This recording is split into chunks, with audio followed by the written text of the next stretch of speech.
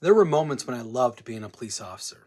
The adrenaline, the camaraderie, the honor of protecting people at their worst moments. That part of the job, it's real and it's rewarding. But the same job that gives so much also takes a heavy toll. The mental toll of always being on guard, the physical toll of nights and weekends and overtime and exhaustion, the spiritual toll of carrying that darkness that you were never meant to carry alone, yet you do so shift after shift.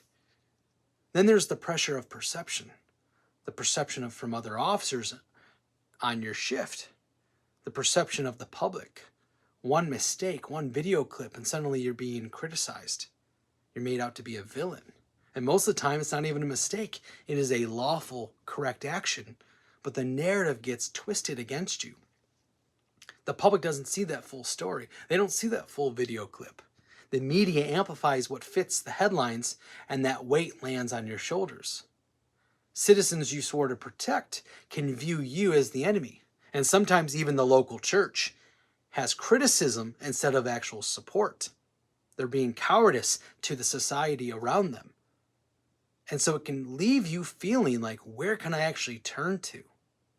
And with nowhere else to turn to except for other officers, you end up in this weird balance in the brotherhood where vulnerability is actually dangerous. Ego, toughness, and pride block the way. And you get formulaic in your response to calls after calls in the heat of emotion from others that you're engaging with.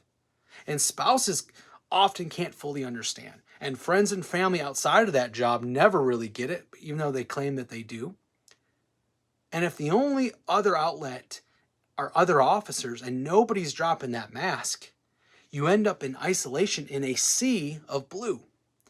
That isolation often drives officers into bad decisions, affairs inside the department, substance abuse, moral compromises, depression. Yeah, and if a crisis hits, the department might step in with mandatory therapy, but that therapy is tied directly to admin.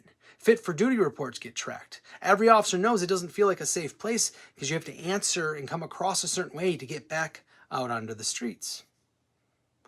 That's why I built Shift Ready Coaching. It's not therapy. It isn't chaplaincy, though full transparency, Jesus is the foundation of why I operate. This isn't tied to your chain of command. It is confidential coaching designed specifically for you as cops. Tactical. It's practical. It's mission focused. Here's how it works. The sessions can be virtual, like my other offerings with other coaching. It can be in person or in a way that no one else is actually doing in your patrol car. In-car coaching. That's right. Department permitting, I ride along as a passenger. We talk in between calls. If it gets busy, we pause and we pick it back up. So the sessions usually run about an hour, but that timing flexes with your shift. The in-car coaching option is my commitment to meet you with where you are, because I know your schedule is unpredictable. And I refuse to make coaching one more thing you have to squeeze in. This approach is tactical because it fits your world. It's coaching that happens in the very environment where the majority of that stress lives. Every session is built around you, your reality, your struggles, and what you want to walk away with. You'll leave with clear, realistic action steps that you choose, something that you can put into play before your next shift.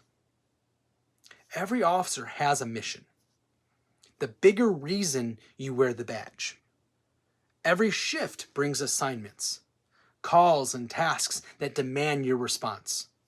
But beneath it all is your identity, the person behind the badge, your core code, your true north. When your mission, your assignments, and your identity align, you operate at your best, on the street, at home, and in who you truly are. Shift Ready Coaching gives you the space to reset, refocus, and stay steady. So you don't just have to survive the job, you stay sharp in it without losing yourself to it. I'm Mike Simmons with 21 Gatekeeper.